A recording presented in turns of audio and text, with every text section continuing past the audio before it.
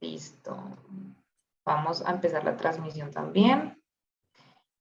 Y bueno, les doy la bienvenida. Muchas gracias por nuevamente compartir con nosotros en otra charla de este bloque de conversatorios que hemos programado con motivo de la celebración del aniversario número 75 de la Escuela de Ingeniería Eléctrica y Electrónica. En este momento les vamos a mandar un link con un formulario para que rellenen sus datos de asistencia y así obtengan un certificado que les damos después de cada charla por haber participado en nuestros conversatorios. Para hablar, sin más preámbulos, les contamos que hoy vamos a hablar de determinación de las impedancia de secuencia cero en transformadores trifásicos de 3 columnas.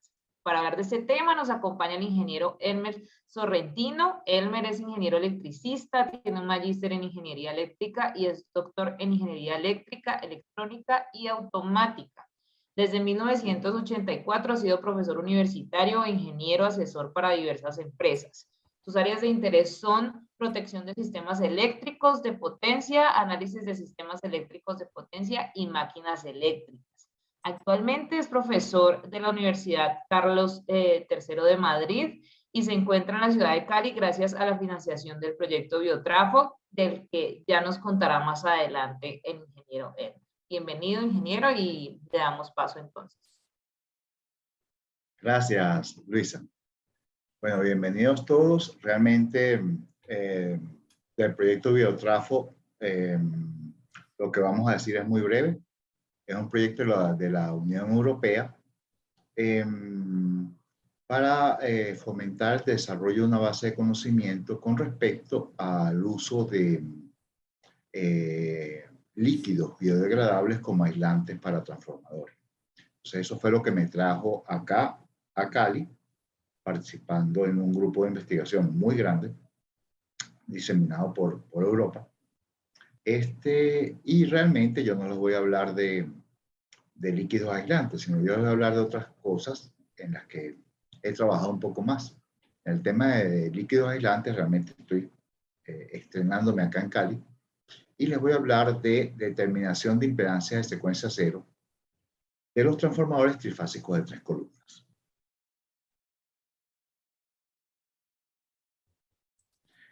La presentación tiene una introducción para saber de qué estamos hablando. Tiene una parte de un resumen de la bibliografía. Después tiene una parte de fundamentos sobre estas impedancias de secuencia cero. Y después tiene 2 partes, que es cómo se calculan para el caso de las impedancias magnetizantes y cómo se calculan para el caso de las impedancias de cortocircuito. Para cerrar con unas conclusiones muy resumidas. Comencemos. Cuando tenemos transformadores trifásicos, la impedancia de secuencia cero, la manera estandarizada de medirla es energizando un arrollamiento en estrella.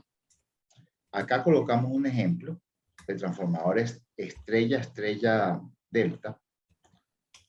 En el dibujo, el lado izquierdo es una estrella, el extremo derecho es otra izquierda. Y en este ejemplo hay 4 maneras de medir impedancias energizando la estrella, por ejemplo, de alta tensión. La estrella de baja tensión puede estar en abierto, como los 2 de la derecha, de la izquierda, o puede estar cortocircuitada, como los 2 de la izquierda. En el caso de que estemos midiendo impedancia de secuencia cero, la alimentación es monofásica.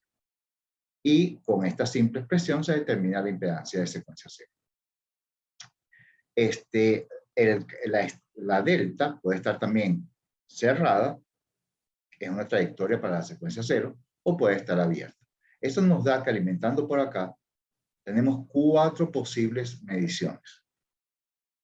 En cambio, alimentando por acá hay otras 4 posibles mediciones. Eso da que para un transformador de este tipo hay 8 posibles mediciones de impedancia de secuencia cero.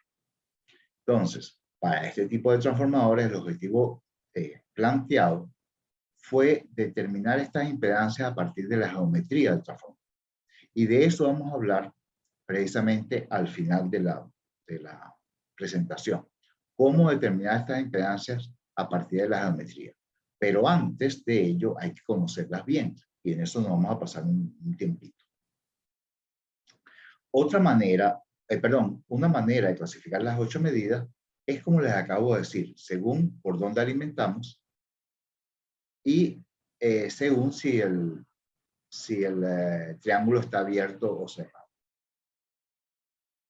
Pero también nos va a resultar más útil clasificarlas en impedancias magnetizantes y impedancias de cortocircuito. Las impedancias magnetizantes implican que solo hay corriente en el arrollamiento que estamos en el devanado, que estamos energizando. Nosotros podemos energizar por una estrella, por ejemplo, de alta tensión, o por una estrella de baja tensión, y si tenemos los otros dos devanados en abierto para la secuencia cero, entonces la única corriente de devanado es la del devanado energizado. A estas impedancias le llamamos magnetizantes. En cambio, las de cortocircuito pueden ser con corriente en dos devanados, por ejemplo acá, alimentando por alta tensión, con baja tensión cortocircuitada, pero la delta abierta, alimentando por alta tensión con la delta cerrada, pero baja tensión abierta. Y aquí, alimentando por baja con alta en corto, o alimentando por baja con la delta cerrada. Aquí siempre hay corrientes en dos devanados, hay 4 posibilidades así. Las 2 restantes es que haya corrientes en los 3 devanados. ¿Ok? Entonces, hay 2 posibles mediciones que son magnetizantes y hay 6 mediciones que son de cortocircuito. De las 6 mediciones, 4 tienen corrientes en 2 devanados y 2 tienen corrientes en los 3 devanados. Para determinar la impedancia a partir de la geometría, se usó como soporte un software basado en el método de los elementos finitos. Para resolver estos problemas, usar la geometría 3D suele ser prohibitivo, porque el transformador es muy grande y va a influir mucho el tanque. Y para hacer un mallado del tanque hay que hacerlo a una escala muy pequeñita. Entonces dan volúmenes de trabajo demasiado difíciles de manejar con simulación 3D. Por eso se desarrollaron aproximaciones en 2 dimensiones, aproximaciones 2D. Ok, lo que acabamos de hacer es plantear el problema. Vamos ahora a hablar de la bibliografía. Realmente, la búsqueda bibliográfica fue intensa, muy ardua, con mucha dedicación, porque la información que hay sobre el tema no es mucha, y hubo que escudriñar y escudriñar e irse a documentos muy viejos y difíciles de conseguir. Una manera de clasificar los documentos importante es, en primer lugar, normas, segundo lugar, libros, y tercer lugar, artículos de revistas y congresos. Vamos ahora a hacer una síntesis de lo más relevante. Primero, sobre circuitos equivalentes y sobre impedancia de secuencia cero en estos transformadores. Muchos libros tratan el tema de manera muy mala, muy malo. El tema está muy mal tratado en muchos libros, pero hay algunos que lo tratan bien.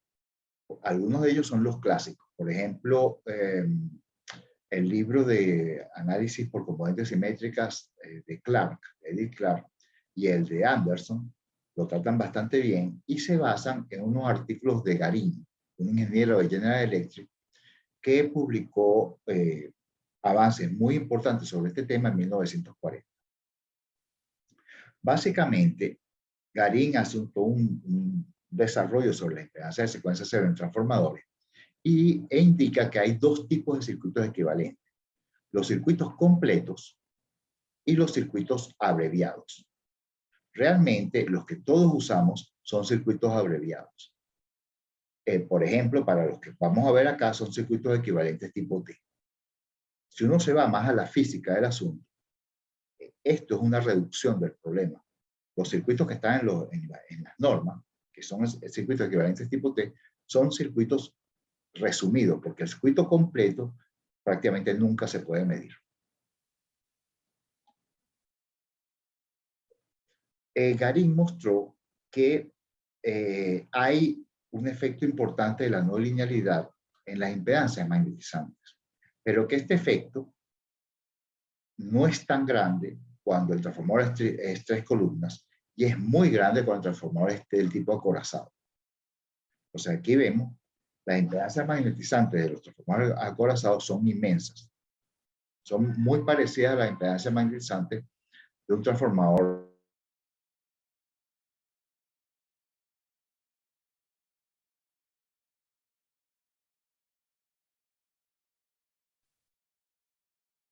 ¿Me están escuchando? Sí, profesor. Ok, no, me salió un aviso que estaba en mute, pero está bien. Ok. En el caso de transformadores trifásicos de 3 columnas, en cambio, hay una no linealidad que es importante, de la cual vamos a hablar para las impedancias magnetizantes, y Garín la describe de manera bastante adecuada.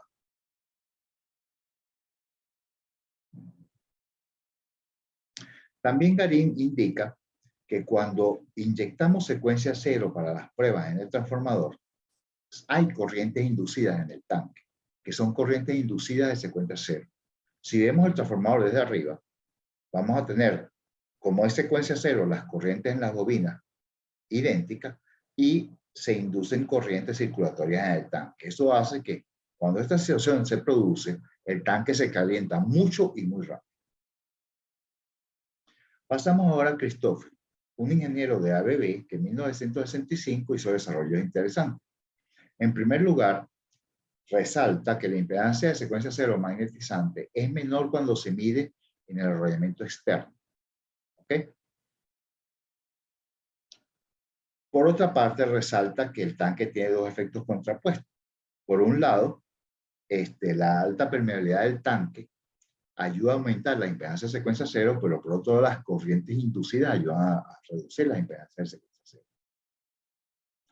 Otro ingeniero de Ron Bowery Company, al igual que Christopher, Oers, en 1968, presentó unos circuitos equivalentes de secuencia cero.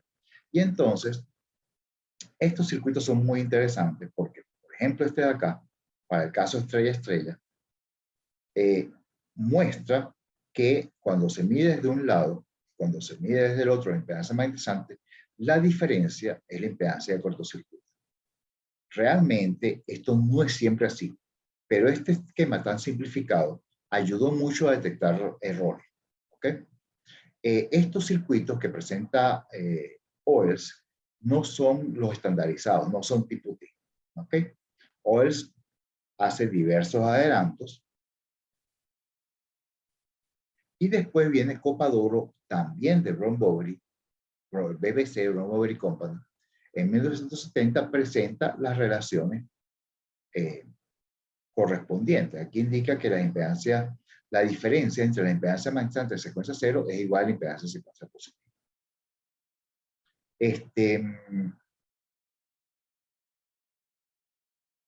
También indica este artículo de Copadoro una cosa importante, que las impedancias de secuencia cero de cortocircuito son más parecidas a las de secuencia positiva cuando lo que se energiza es un arrollamiento más interno. Después vino Artury en 1987 y presentó una deducción analítica de estas relaciones de OELS, donde indica que la diferencia de las impedancias magnetizantes es igual a la positiva. Yo coloco acá, entre comillas, esta deducción analítica, porque una de las cosas que hicimos durante el trabajo fue demostrar que eso no se puede deducir analíticamente y que realmente este efecto se produce, esto es verdad que se produce, pero como se verá posteriormente no es posible que lograr deducción analítica porque no siempre se produce. Después, Naran y Bierly en 1994 presentan para el caso de 2 y 3 de vanado, circuitos equivalentes que también son no estandarizados. ¿Ok? No son tipo T, sino son como los que indica OELS.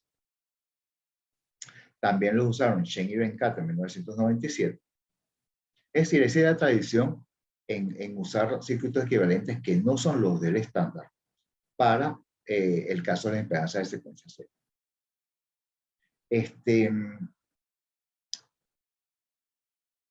Con respecto a la determinación de las impedancias de secuencia cero, Christoffel propone una fórmula para las impedancias magnetizantes basados en el diámetro de la columna magnética e indica que no se debe esperar precisión de esa fórmula. De hecho, después esto más nunca lo usamos nosotros porque esta fórmula es muy imprecisa.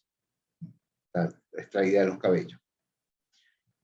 Copadoro propone otra similar, pero también muy imprecisa. E incluso Copadoro llega a decir que la de Christoffel, que es anterior, puede ser preferible. En vez de estar basada en el diámetro de la columna, está basada en la longitud del yugo. Y ambas son realmente muy imprecisas. De manera ahora más reciente, en 1995, casualmente en el mismo año, se producen los dos primeros avances en usar el método de los elementos finitos para determinar esta impedancia. El primer avance lo hace Alcock con otros autores y presentó resultados para un transformador en conexión estrella-estrella y aplicó dos métodos, el método de la energía magnética y el método de los enlaces de flujo. Y con ambos métodos llegó a resultados similares. Sin embargo, él no indica a cuál de todas las impedancias de secuencia cero se refiere. Cuando uno analiza los resultados, a partir de un análisis, ya conociendo muy bien el tema, uno se da cuenta que es lo que él tuvo que haber hecho, porque no hay otra posibilidad, fue haber medido las impedancias de secuencia cero magnetizantes medidas por el lado de baja tensión. Él no lo dice nunca, pero él midió eso. Él pudo haber medido otras, porque hay 4 mediciones posibles en el caso de él, pero él midió fue esas. Tampoco dicen el valor de la tensión que ellos usaron durante la prueba. Y eso determina los resultados. Tampoco indican el valor de la permeabilidad que usaron para las simulaciones y eso determina los resultados. O sea, aunque es el primer paper importante usando elementos finitos, realmente el paper deja mucho que desear porque tiene muchas lagunas.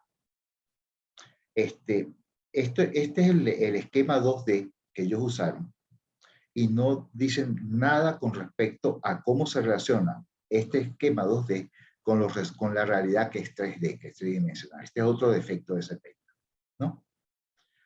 Pasamos ahora al de Negeu. Negeu, con otros autores en el mismo año, en otro paper, también usa el método de elementos infinitos e indica que usa un método axisimétrico trabajando con esta geometría. Esto ya nos vamos a dar cuenta que es otra vista del transformador. Usa una curva experimental, BH, no la describe, pero dicen que usan una curva experimental. Y ahí plantean el caso de las impedancias de cortocircuito de manera correcta. ¿Ok? Está bien planteado el problema eléctrico. Cuando ellos inyectan una corriente y sub cero, se asume conocida la corriente inyectada y esa corriente inyectada, por un lado, va a tener una corriente en el secundario y por otro lado va a haber una corriente en el tanque. El problema es cómo se dividen, ¿ok? Cómo se dividen las fuerzas magnetomotrices, ¿no? Indica que en la pantalla de aluminio no hay corrientes porque estamos hablando de la secuencia cero y la pantalla de aluminio no forma una espira cerrada para la secuencia cero. Presenta valores entre comparaciones entre las calculadas y las pruebas. Y pasamos ahora a un libro, el libro de Kulkarni y Caparde, que es uno de los mejores libros que hay sobre este tema, un libro muy completo sobre transformadores. Y para la impedancia de secuencia cero magnetizante presenta una fórmula. Esta fórmula es prácticamente igual a la que se usa para las impedancias convencionales de secuencia positiva. Él lo usa para las impedancias de secuencia cero magnetizante, emulando un arrollamiento en cortocircuito para el tanque. Entonces, plantea que el tanque es un arrollamiento en cortocircuito y hace el mismo análisis que se hace para la impedancia de secuencia positiva, pero entre en el arrollamiento energizado y el tanque. Indica que hay que aplicar un factor de corrección para considerar la no linealidad. Y para las impedancias de cortocircuito, plantea que cuando se energiza a través de un arrollamiento interno, van a ser igual a la de secuencia positiva, y cuando se energiza un arrollamiento externo, plantea corregir la de secuencia positiva con el cociente de la impedancia de secuencia cero magnetizante. Plantea otras opciones, pero lo más importante es la que les acabo de escribir. Entonces, una vez visto esto, vamos a plantearnos, ok, todo esto es la bibliografía conocida hasta que nosotros hicimos el trabajo. ¿Cuáles eran los problemas por resolver? La mejor opción de todo lo que había en la literatura para calcular las impedancias magnetizantes era la que está descrita en el libro de Kulkarni y Kaparni. Sin embargo, para las impedancias de secuencia cero magnetizante es imprecisa. Y para las impedancias de secuencia cero de cortocircuito es relativamente precisa, pero esa precisión puede mejorarse. El libro recomienda usar el método de los elementos finitos, y eso fue lo que nosotros nos dimos la tarea de hacer. Es decir, el libro tiene, si uno usa lo del libro, para las impedancias de cortocircuito es bastante aceptable, pero puede mejorarse. Si uno usa lo del libro, para las impedancias de secuencia cero es bastante impreciso, y lo que nosotros hallamos es bastante más preciso. Si vemos ahora lo que tenían los papers que nombramos, para el cálculo de los elementos, usando el método de los elementos finitos, ellos no indican el valor de la distancia horizontal entre el tanque y el arrollamiento que usaban para la simulación 2D. Y es importante porque realmente no es una sola distancia. Y no indican la manera de relacionar los resultados 2D ni 3D. Tampoco indican qué permeabilidad usar. Y bueno, estos son los problemas que nos planteamos resolver. Como les dije al principio, yo creo que en este momento es bueno hacer una pequeña pausa, por si acaso hace falta hacer una aclaratoria, antes de entrar a lo siguiente. ¿Alguien tiene alguna pregunta? ¿Quiere de pronto abrir el micrófono? O también la puede escribir por el chat y la leemos para que el profesor responda. ¿Quiere alguien hablar?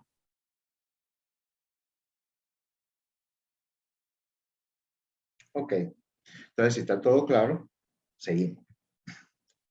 Entonces, cuando nos planteamos hacer nuestros análisis, una de las cosas que nos conseguimos es que sobre impedancia de secuencia cero, la información era bastante pobre, la disponible. Y nosotros íbamos a ponernos a hacer uso del método de elemento finito, comparando con algo donde la información era muy vaga, muy mala. Entonces preferimos empezar con la impedancia de secuencia positiva, donde la información sí es abundante. Entonces nosotros comenzamos no estudiando impedancias de secuencia cero, sino impedancias de secuencia positiva, precisamente para probar lo que sucede cuando uno usa el método de elementos finitos para hallar impedancias. Entonces, como resultado de esto, generamos 3 artículos en revista sobre impedancias de secuencia positiva. Les voy a hablar primero de eso. En primer lugar, hicimos una demostración analítica que nos lleva a cómo obtener la impedancia de secuencia positiva cuando simulamos que le metemos corriente de secuencia positiva a un transformador en cortocircuito para hallar su impedancia de cortocircuito en secuencia positiva.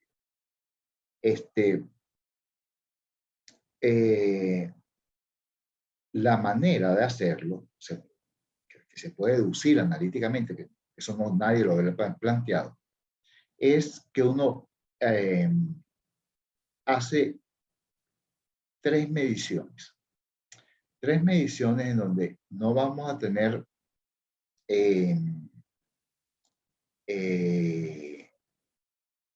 secuencia cero, sino vamos a tener pura secuencia positiva, ¿no? Entonces, al hacer estas tres mediciones, uno obtiene tres resultados levemente distintos. Para cada resultado, uno puede calcular una inductancia y el promedio de las tres inductancias que uno calcula es realmente la impedancia de secuencia positiva. Es decir, si uno hace una única simulación, no está obteniendo la impedancia de secuencia positiva. Hay que hacer tres simulaciones en elementos finitos, promediarla y el resultado es la impedancia de secuencia positiva. Después, nosotros primero nos planteamos no solo como opción usar el método de elementos finitos, sino usar otro, el método de la diferencia finita. Cuando nos planteamos usarlo, al final todo lo hicimos con elementos finitos, pero cuando nos estamos planteando usarlo, conseguimos una manera más fácil de programar el método de la diferencia finita. En la literatura, la formulación original usa un mallado del área a resolver y los flujos magnéticos lo plantea como flujos por las ramas. Al plantear así las ecuaciones, queda un sistema muy engorroso. Y esto se simplifica mucho si uno usa el método circuital de mallas. El método circuital de mallas que usa cuando nosotros lo estudiamos en análisis de circuitos eléctricos, usa con las corrientes ficticias de malla. Bueno, aquí nosotros usamos los flujos ficticios de malla. Y entonces queda tan fácil de plantear el sistema como en el método circuital de malla. Y eso fue nuestra contribución. Y bueno, por otro lado, hicimos una comparación entre usar las fórmulas básicas tradicionales que no usan cálculos de campos magnéticos detallados. Esas fórmulas básicas están en muchos libros. Usar diferencia finita en formulación 2D, el método de elementos finitos en formulación 2D y el método de elementos finitos en formulación 3D. Todo eso para las impedancias de secuencia positiva y los comparamos con mediciones. Y entonces llegamos a que todos se pueden usar, todos tienen una aceptabilidad en los resultados, que son resultados relativamente precisos, y eso nos abrió margen a trabajar ya con más seguridad cuando nos fuimos a meter en lo que realmente nos interesaba, que son las impedancias de secuencia cero. Pero antes de meternos, tuvimos que entender bien cómo son las trayectorias de los campos. O sea, antes de meternos con el método de elementos finitos, que básicamente es una herramienta que uno toma, que otra persona desarrolló, tuvimos que ponernos a entender cómo son los campos magnéticos en el transformador. Entonces, acá estamos viendo el transformador por una de las vistas laterales. El transformador realmente es tres columnas. Vemos una sola columna porque las otras estarían en profundidad con respecto al dibujo. Entonces, nosotros podemos medir energizando por el arrollamiento interno o energizando por el arrollamiento externo. Siguiendo la regla de la mano derecha para la circulación de los campos magnéticos, el campo tiene que cerrar, el campo que sale, entre comillas, por arriba del núcleo, tiene que cerrar por la parte exterior del devanado. La diferencia entre energizar el arrollamiento interno o el externo es que cuando se energiza el interno tiene todo este espacio entre el devanado y tanque, mientras que en el otro el espacio es más chiquito. Y ese espacio influye mucho en las impedancias a medir. ¿Ok? Por eso los valores son distintos. Eso no ocurre cuando medimos cosas de secuencia positiva. Ocurre solo en secuencia cero. Entonces, pasamos ahora a estudiar el circuito magnético. El circuito magnético se puede analizar con reluctancias. Son estos rectángulos en blanco. Y una fuente de fuerza magnetomotriz F. ¿Cómo se estudian los circuitos en los cursos básicos de análisis de circuitos magnéticos y transformadores? ¿Dónde está la diferencia? En que acá pusimos una impedancia compleja, porque esto es el tanque.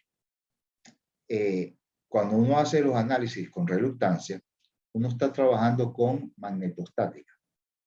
Cuando uno tiene circuitos en corriente alterna, en el tanque hay corrientes inducidas. Entonces esto, la manera de representarlo en un circuito de tipo sería con impedancias complejas. ¿Ok? Realmente lo que más nos influyó a nosotros no fue el tanque, sino esta derivación. La reluctancia R3 es una derivación que si uno simplifica mucho la podría poner en este nodo. Pero realmente ya está en este otro nodo. En un camino intermedio entre este nodo y el tanque. Si uno no considera que ella está aquí, si uno la considera aquí de manera muy imprecisa, llega a las deducciones de Arthur, donde Arthur dice que la diferencia de impedancias magnetizantes es igualita a la impedancia de secuencia positiva. Si uno coloca la derivación aquí donde va, llega a que las impedancias son distintas, a que la que está por el arrollamiento interno es mayor que la otra, pero no puedes decir que la diferencia es igual a la de secuencia positiva. No puedes llegar a eso. Y eso no siempre se cumple. Realmente, nosotros a través de mediciones y simulaciones, demostramos que los dos valores se parecen cuando el transformador tiene shunts magnéticos adosados a la pared del tanque. Pero eso no se puede demostrar usando modelos 2D. Y cuando el transformador no tiene tales shunts ni se hacen simulaciones magnetostáticas, tampoco son parecidos los valores. Entonces, hay casos en donde la diferencia de impedancia no es igual a la impedancia de secuencia positiva. Ok, pasemos ahora a las impedancias de cortocircuito. En el caso de las impedancias de cortocircuito, la cuestión es más interesante. Ok, acá estoy describiendo un transformador que, a falta de mejor nombre, lo llamé T21, creo. No lo tengo aquí escrito. ¿Ok? Debe estar en la siguiente lámina. ¿Sí? T21. Básicamente, si vemos esta parte, indica quién está más cerca del núcleo, quién sigue y quién sigue. Entonces, lo que está diciendo es que el arrollamiento más externo es el primario, el arrollamiento intermedio es el secundario, y el terciario, que es la delta, que es el tarro más pequeña, está más pegado al núcleo, ¿no? Si la configuración es esta, que es una de las configuraciones posibles, entonces hay varias maneras de hacer las pruebas. Veamos esta, por ejemplo. En estas, vamos a ver por dónde circula el flujo de secuencia cero. Entonces, acá, en estos casos, el flujo de secuencia cero pasa a través del tanque. Pero en estos casos, es a través del núcleo. Eso hace una gran diferencia. Cuando el flujo de secuencia cero va a través del tanque, se consigue con que va a ocasionar pérdidas en el tanque, va a inducir corriente en el tanque. Entonces, las impedancias de secuencia cero de cortocircuito se van a diferenciar más de las impedancias de cortocircuito. Para el caso 21T, lo que cambia es la configuración. Aquí el terciario está más lejos del núcleo. El secundario es el que está más pegado al núcleo y el primario está intermedio. Cambian las como cambia el orden, cambia lo que sucede. En este caso, solo hay una situación donde el campo magnético puede ir por el tanque y en todos los demás el campo magnético va por el núcleo. Eso nos lleva a situaciones en donde las impedancias de secuencia cero son menores a las de secuencia positiva y en situaciones donde son aproximadamente iguales. ¿Okay? Bueno, básicamente, no voy a dar más detalles pues nada, en aras de que nos rinda más el tiempo. ¿Ok? Este tipo de reglas las desarrollamos y desarrollamos una cantidad de reglas que nos ayudaron a depurar las mediciones. Cuando la gente va a medir las impedancias de secuencia cero, uno de los problemas que existía es que no es muy fácil saber cuánto tienen que dar. Entonces, la probabilidad de que haya errores de medición es alta. Entonces, saber lo que tiene que dar ayuda a minimizar el riesgo de errores de medición. Entonces, una de las cosas que hicimos fue producir un artículo con unas reglas para estimar cuánto tienen que ser las impedancias de secuencia cero a partir de las impedancias de secuencia positiva. ¿Okay? Esto se puede ver como un complemento de otras reglas que ya están en un estándar IEC. Nosotros lo que hicimos fue complementarlas, explicarlas y complementarlas. Ok. ¿Alguna pregunta? Vamos a pasar ahora a otro tema, que es cómo calcular las impedancias de secuencia cero magnetizantes.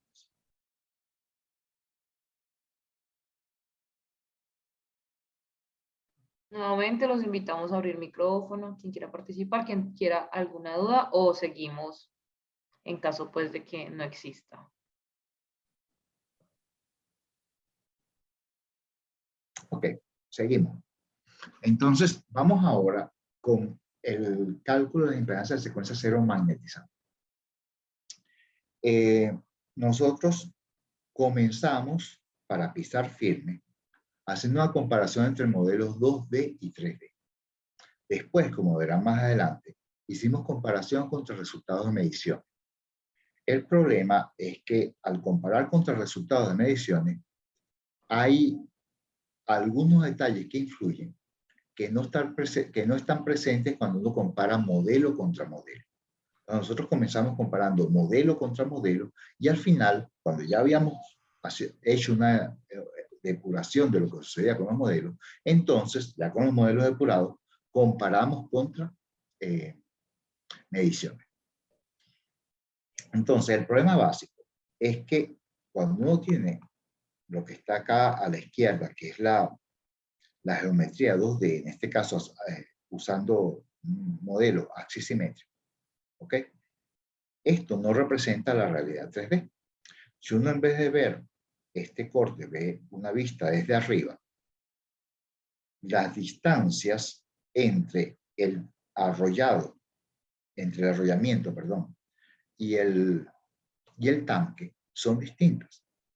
En este caso está más cerquita, en este caso es intermedio, en este caso está un poquito más lejos, en este caso está más lejos.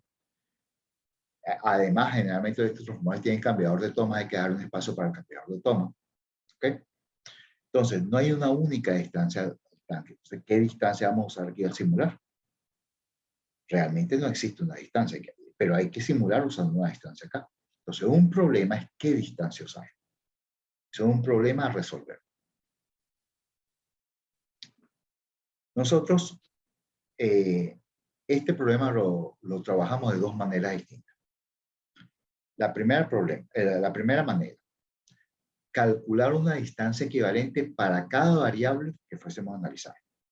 Es decir, esa distancia entre el arrollado energizado y el tanque, ponerla al valor que dé según la variable que estemos analizando. Nosotros íbamos a analizar 4 variables. La reactancia medida por el lado de alta, la reactancia medida por el lado de baja, las pérdidas medidas por el lado de alta, las pérdidas medidas por el lado de baja. Para cada una de ellas existe una distancia equivalente. Esa es una manera de trabajar. Otra manera de trabajar es decir, no, usemos una única distancia promedio. Y entonces trabajemos con algo que es la ponderación de las energías magnéticas en las dos regiones. ¿Cuáles son las dos regiones? Bueno, en primer lugar, tenemos la distancia entre los centros de las columnas magnéticas. Si este es un centro de la columna magnética y este es el otro, entonces nosotros siempre vamos a poder trazar este círculo. Y muchas veces ese círculo está completamente metido dentro del transformador. Entonces uno puede decir, bueno, esto sí es axisimétrico. Después viene un área entre eso y lo que sigue, que realmente eso no es axisimétrico. Y eso, si nosotros tomamos esta distancia, hay unos pedazos de más que estamos considerando y hay unos pedazos que no estamos considerando. Entonces, la energía magnética realmente va a ser 3 veces la que realmente se repite, más la que no se repite por un factor K de aproximación. Entonces, el problema es hallar ese factor. Después de analizar los modelos 2D y 3D de diversas maneras, nos dimos cuenta que ambas alternativas son válidas, que como habíamos supuesto no existe una simple distancia equivalente al tanque, que la posición de la parte activa en el plano XY casi no influye y que la posición en el eje Z influye nada, ¿no? Las propiedades magnéticas de los materiales influyen, pero las aproximaciones son suficientemente buenas para ser contrastadas con las mediciones. Entonces ahora venimos en la parte de contrastar con mediciones. Trabajamos con mediciones en 2 transformadores de potencia, ¿okay? Donde teníamos la facilidad de que había mediciones de potencia activa. El problema es que la medición de potencia activa no es obligatoria en estas mediciones. Entonces, fue muy difícil conseguir transformadores donde, de hecho, se tuvieron que contratar mediciones aparte para esto, midiendo tanto potencia activa como medir para distintos valores de la curva no lineal. ¿Okay? Nosotros agarramos, para los 2 métodos descritos, hallamos los valores óptimos de aproximarnos a los resultados medidos y con ambos métodos obtuvimos resultados precisos, que estábamos estimando las distancias, las constantes de aproximación y la permeabilidad magnética. ¿Okay? La diferencia entre, aunque ambos métodos dan resultados precisos, nosotros vamos a preferir el método 2 porque es más fácil estimar los parámetros de la aproximación, la convergencia que se obtiene es más rápida y los errores son un poquitico menores. Cuando vemos los resultados, vemos cómo varía la permeabilidad del tanque con respecto a la corriente inyectada. ¿Okay? Estamos hablando de la corriente de neutro, que es 3 veces la corriente de secuencia cero en el arrollamiento energizado. Este es un transformador, vemos que hay una tendencia. Este es otro transformador, vemos que hay una tendencia decreciente. ¿Qué ocurre? Porque estamos después del pico. Realmente, si nosotros tuviéramos corrientes muy bajitas, la curva sería ascendente, como han reportado en la literatura. Pero nosotros, en nuestras mediciones, siempre estamos en la parte descendente. Estas corrientes no son exactamente iguales a las corrientes en el tanque. Entonces, lo otro que hicimos fue estimar la corriente del tanque. Entonces, para los transformadores analizados, digamos que aproximadamente la corriente del tanque podemos decir que está en el orden de 0.9 veces la corriente por unidad en el arrollamiento energizado. Eso ocurre porque aquí no se cumple ni 1 y 1, ya que no hay un núcleo ferromagnético que lo fuerce. Finalmente, al hacer eso, pudimos trabajar con una aproximación que nos permitió colocar tanto las mediciones de un transformador como las del otro siguiendo una misma tendencia. Entonces, esta curva aproximada nos permite estimar cuánto es la permeabilidad cuando no la conocemos. Entonces, un hallazgo, ¿qué permeabilidad usar cuando no la conozcamos? La otra opción es usar una curva B contra H genérica. para un tipo de acero estructural. Recuerden que estamos hablando de acero del tanque, no es acero para aplicaciones eléctricas, sino acero estructural. Nosotros usamos simplemente la que estaba disponible por defecto en el software, aunque no sea específica para el acero estructural de los tanques que teníamos, que tampoco sabíamos exactamente el acero estructural que estábamos usando. Aunque usar esta curva es sustancialmente distinto a lo anterior. En lo anterior estamos asumiendo una permeabilidad única para todo el tanque. Cuando se usa esta curva, se calcula punto a punto la permeabilidad del tanque. Aunque ambos métodos son sustancialmente distintos, los resultados fueron bastante aproximados, bastante similares.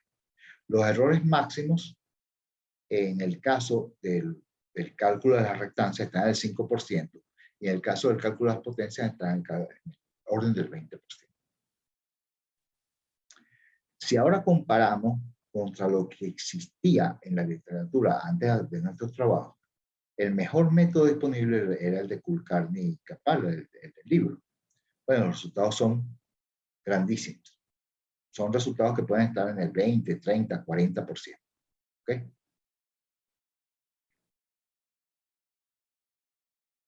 Vámonos ahora. No sé si hay alguna duda. Acabo de terminar el método, las impedancias magnetizantes. Vamos a pasar ahora a las impedancias de cortocircuito.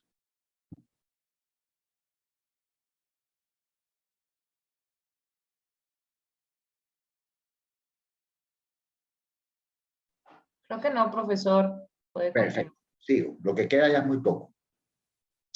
Entonces, para el caso de la impedancia de cortocircuito, una de las cosas fue que consideramos, porque teníamos mediciones, el caso de los shunts magnéticos adosados a la pared del tanque. Uno de los problemas es que en la geometría axisimétrica, el shunt pareciera que da la vuelta como todo lo demás, pero realmente en la práctica no es así, porque esos shunts se colocan solamente en algunos puntos estratégicos, no son una especie de espira. Entonces, ¿cómo considerar eso? Era parte del problema. El otro problema es que la corriente en el devanado energizado, esa se conoce, ese es un dato de entrada, pero hay que calcular las corrientes en los otros devanados. La corriente inducida en el tanque no es problema, porque esa se le puede dejar al software de elementos finitos que la calcule. Pero las corrientes en el otro devanado no se le debe dejar al software para calcular. Esa tiene que calcularla, porque esa es una distribución, es una corriente homogénea. Entonces, la manera en que lo resolvimos fue iterando. Usamos un método iterativo en el cual hicimos que la suma de las tensiones inducidas por espira sea cero. ¿Okay? Fíjense una cosa, una de las cosas importantes aquí es que los que usamos el término enlaces de flujo, estamos muy acostumbrados a hablar de los enlaces de flujo como n veces phi. Haciendo ese trabajo me di cuenta que eso es una falsedad.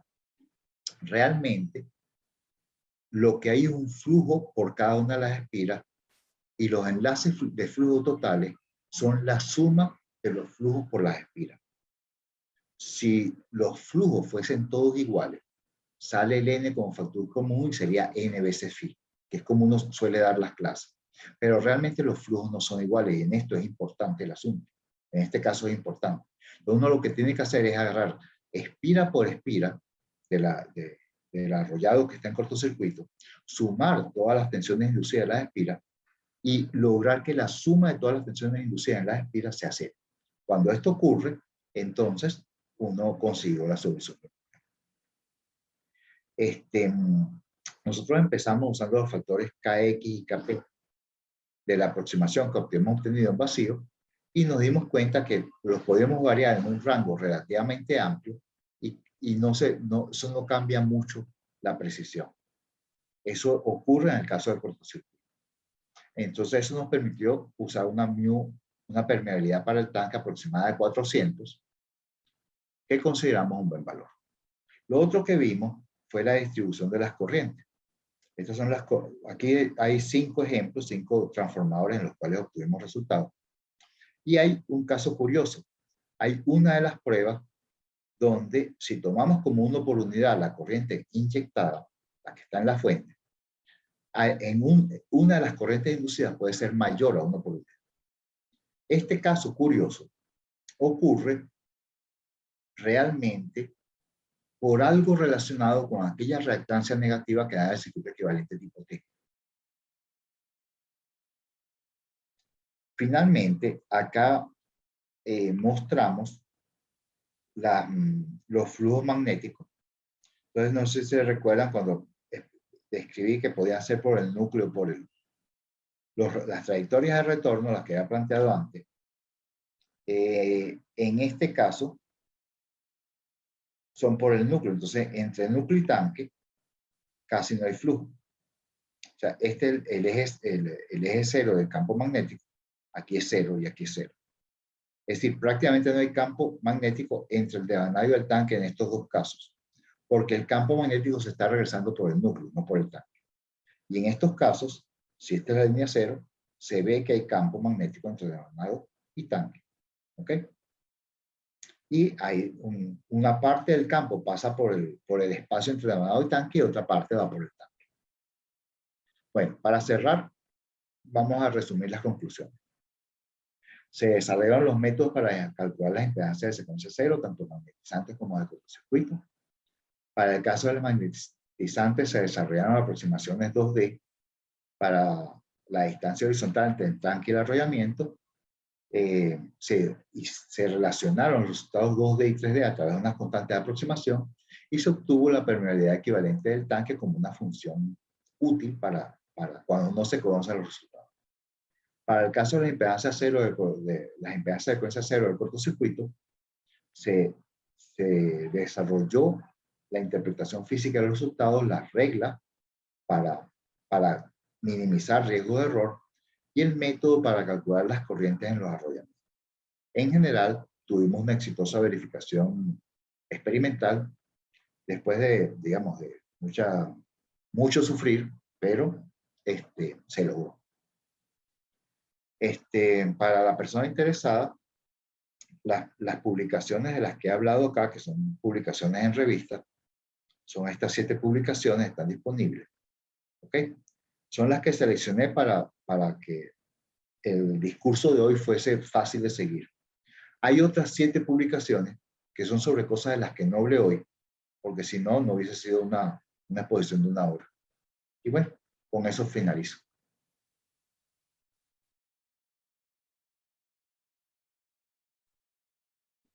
Bueno, ahora sí creo que es oportuno abrir el espacio a inquietudes en general, comentarios. Los invito entonces a que generemos pues conversación, aprovechemos al profesor que lo tenemos acá precisamente. Bien sea, pueden escribir por chat o abrir su micrófono.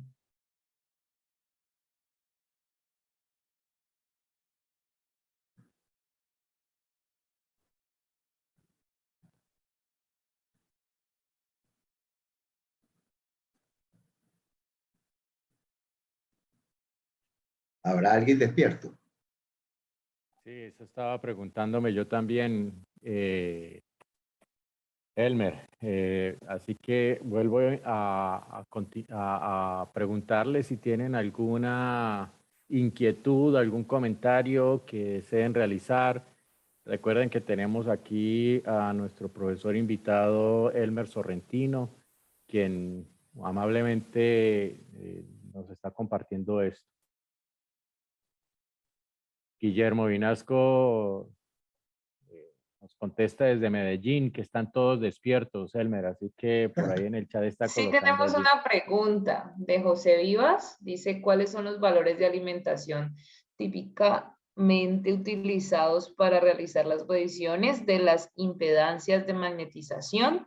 ¿Es posible realizar alguna generalización en este sentido? Sí, allí hay que cuidar que la corriente sea suficientemente alta pero moderada. O sea, cuando se está haciendo la prueba, se inducen corrientes en el tanque que lo calientan muy rápido. Entonces, generalmente se trabajan con corrientes por devanado cercanas al 30% de la nominal. ¿Okay? Y una manera de que sea muy fácil controlarlo es que lo que se está midiendo es la corriente total, la suma de las tres. Entonces, cuando la gente ve que la suma de las tres se acerca a la nominal, ya se empieza a asustar, aunque realmente por el devanado esté pasando menos. El problema es que dependiendo de la conexión, hay algunos casos donde la corriente, muy poco, pero hay algunos casos de impedancias de cortocircuito, donde la corriente en el tanque es muy pobre, pero en casi todos hay una corriente sustancial en el tanque que lo calienta muy rápido. Entonces, básicamente ese es el cuidado a tener. Entonces, en alguna de las publicaciones tenemos los valores de tensión. A veces los valores de tensión en las impedancias magnetizantes llegaban del orden del 15%, creo, de la tensión nominal. ¿Okay? Porque estábamos, debería ser un poquito más, porque al 30%, sí, más o menos, como el 15%, al 30% de la corriente con una impedancia que sea de 0.5 por unidad, le da más o menos como el 15% por ahí. Mario Londoño dice, cuando hablabas de la impedancia de CC, tomabas cada espira para hallar el voltaje, ¿cierto? Sí, cuando se hizo yo creo que se refiere, vamos a ver por si acaso, se refiere a esto, ¿no?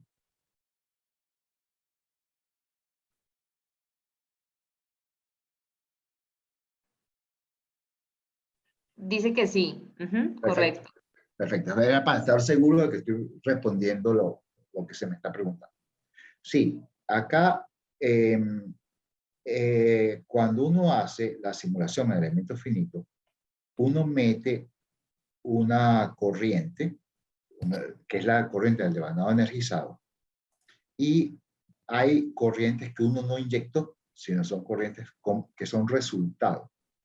Entonces, la corriente en el tanque, eso no es problema alguno, porque eso es un medio en el cual se inducen corrientes siguiendo las ecuaciones electromagnéticas. Pero en los devanados, cada devanado está formado por muchas espiras. Entonces uno tiene una distribución homogénea de corrientes debido a que es un devanado. Es decir, por cómo es el devanado, está forzado que cada espira tiene la misma corriente. Entonces, uno sabe que cada espira tiene la misma corriente, sabe que está en cortocircuito, y uno sabe que, como ese devanado está en cortocircuito, la suma de todas las tensiones tiene que ser cero. ¿Okay? Entonces, decir que la suma de todas las tensiones es cero, si esto que está aquí es la tensión inducida en una espira, esto sería el flujo en una espira. ¿Okay? El flujo en una espira con la frecuencia nos da la tensión inducida en la espira. Entonces, sumar las n tensiones inducidas espira por espira es equivalente a sumar los n flujos espira por espira. Al sumar los n flujos espira por espira, da los enlaces del flujo total. Y eso es lo que tiene que dar cero. No es decir que da claro. Comenta, si el estrafo es sin tanque, ¿cómo sería la impedancia cero? Sí, de eso no hablé, pero las primeras publicaciones, estas que están acá, hay algunas que hicimos con el caso sin tanque. Entonces, en el caso sin tanque, no hay corriente inducida en el tanque, y eso facilita muchas cosas porque pueden hacer simulaciones magnetostáticas. Una de las cosas cuando se hacen simulaciones magnetostáticas sin tanque es que allí la diferencia de las impedancias magnetizantes no es la impedancia de secuencia positiva. Entonces eso nosotros lo resaltamos en uno de los papers, y entonces eso es una de las cosas que echa por tierra la deducción que había presentado Arthur, porque Arthur presentó su deducción usando pura magnetostática, y eso realmente está completamente fuera de la realidad. Tenemos otra pregunta. Osvaldo dice, respecto a las reactancias de cortocircuito de secuencia cero en transformadores, ¿cuánta diferencia de magnitud puede haber entre esta y la de secuencia positiva? Esto debido a que normalmente se consideran iguales para los cálculos de cortocircuito cuando el transformador es de 5 columnas y del 85% de la secuencia positiva para transformadores de 3 columnas. Sí, todo lo que yo estoy hablando es transformadores de 3 columnas. Para el caso que no es 3 columnas,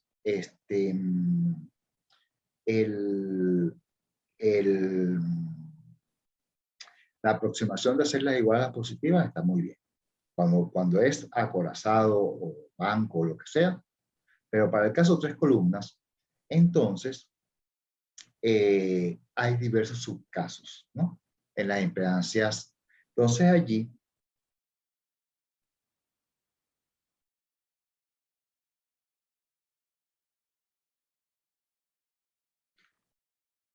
este artículo, que es sobre las reglas para estimar las impedancias de secuencia cero, a partir de las de secuencia positiva, trae, digamos, un refinamiento sobre esos factores, ¿no? En algunos casos es 0.85%, en otros casos es 1, en otros casos se acerca más a 0.9, ¿ok? Una cosa muy sencilla es si el arrollamiento que estás energizando al momento de hacer la prueba de cortocircuito es interno, el que está cortocircuitado está externo, y a pantalla, entonces como a pantalla los flujos de retorno van a ser no por el tanque, sino por el núcleo. Entonces ahí el factor es 1. Ahí no es el factor, no es 0.85. El factor tiende a ser del orden de 0.8, 0.85, 0.9, de ese orden, y los valores más precisos los publiqué en un artículo. Es cuando el retorno es a través del tanque. ¿Ok? Entonces va a depender del caso.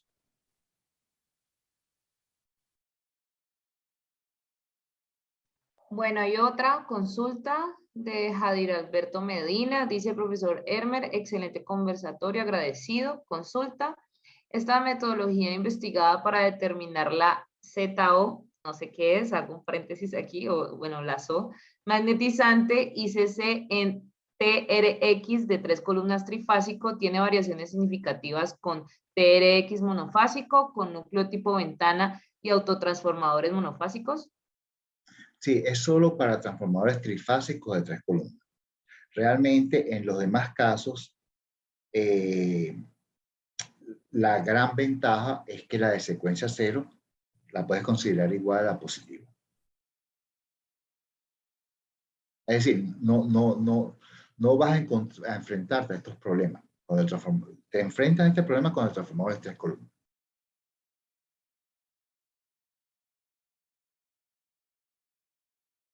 ¿Alguna pregunta adicional? Yo tengo una pregunta, más que Sí, todo Cristian. también para saludar al profesor Elmer. Profesor Elmer. Gracias, Eduardo. Muchas gracias por compartirnos toda esta experiencia. Un gran trabajo, excelente. Me ha gustado la presentación y las metodologías interesantes, revisar los artículos. Yo tengo una pregunta, a ver si nos comparte, profesor. Pensando en la parte de lo que tiene que ver el modelo con la medición, sabe uno en la parte por lo menos analítica que cuando uno va a desacoplar, en el caso de la red de secuencia para el transformador, una de los requerimientos es la alta simetría en la matriz de impedancia trifásica del transformador mismo, porque si no, no puede uno desacoplar los modelos de secuencia positiva, negativa y cero. En este caso, no sé si en alguno de los artículos que usted ha publicado nos presente algunas pistas o soluciones alrededor de este problema, ¿sí? Puesto que si un transformador repotencializado o que no tenga alta simetría, yo comparo la medición con un modelo, ¿cierto? Puramente analítico, probablemente no vaya a coincidir esos aportes de secuencia, y eso es pues en el modelo puramente matemático. ¿Sí? Eso era la pregunta, profesor. Gracias. Sí, hay una cosa que es bien interesante, de la cual nosotros hablamos en un artículo de los que no hablé hoy, que se asemeja a lo que estás planteando, porque allí sí hay un problema en donde llegué hasta donde pude, ¿no? Me explico. Generalmente no tienes mayor problema en que te quede desacople en las secuencias. Está bastante desacoplado en secuencias, aunque la geometría sea no simétrica. A pesar de la geometría no simétrica, las impedancias de secuencia positiva tienen a estar muy desacopladas de la cero, ¿ok? Y tienen a ser muy parecidas a la negativa. O sea, no tienes con eso no tienes mayor problema. Con lo que sí hay un problema conceptual interesante es con las impedancias magnetizantes.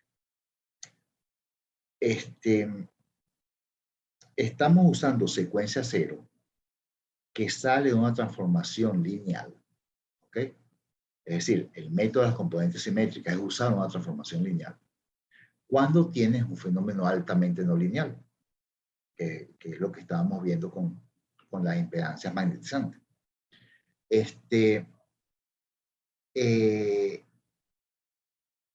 Una de las cosas que hice en uno de los artículos que no presenté hoy, no recuerdo muy bien los detalles, pero fue medir las impedancias, intentar medirlas de maneras distintas, pensando que iban a dar muy distintas porque es no lineal, ¿no?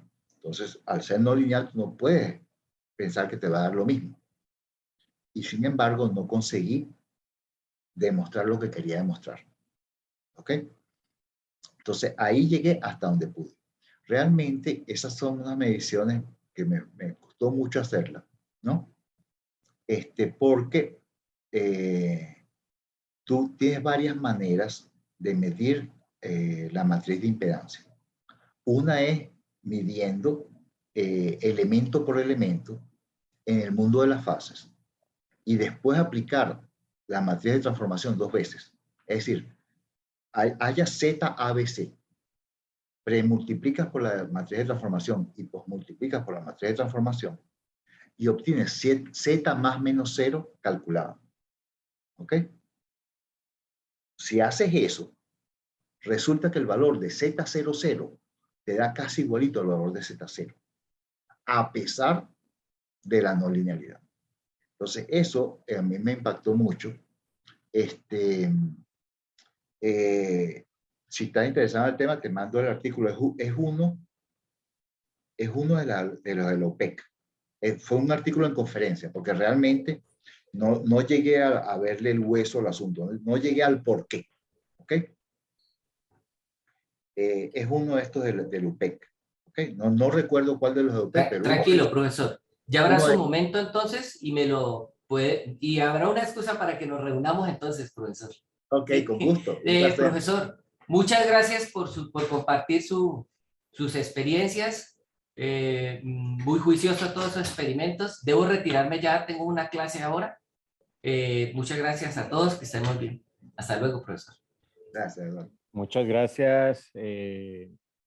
No veo más preguntas en el chat. No sé si alguien más quiera o tenga alguna pregunta pendiente.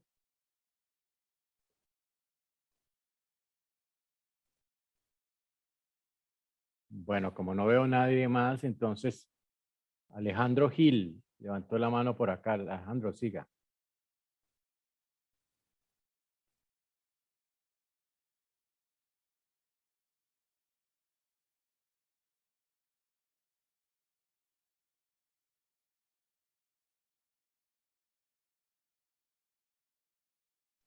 No, Bueno, creo que no, no veo que levantó la todos se están mano. despidiendo. Sí, correcto. Entonces, antes de Antes de que... de que se retiren todos, quisiéramos, en nombre de la Universidad del Valle, de la Escuela de Ingeniería Eléctrica y Electrónica, agradecerle al profesor invitado Elmer Sorrentino por participar de estas charlas que hemos venido realizando durante los últimos meses para celebrar los 75 años de nuestra Escuela de Ingeniería Eléctrica y Electrónica.